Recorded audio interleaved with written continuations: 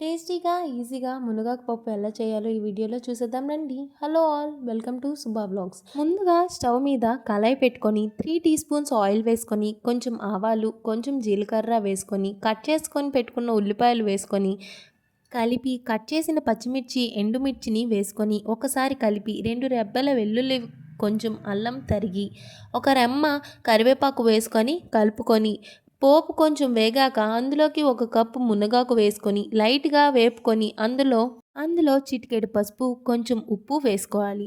వేసుకొని ఒకసారి కలిపి చిటికెడు కారం కూడా వేసుకొని కలుపుకోండి.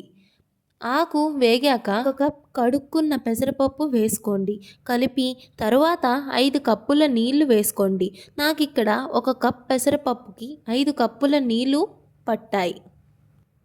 వేసుకొని కలుపుకున్నాక మూత పెట్టుకోండి.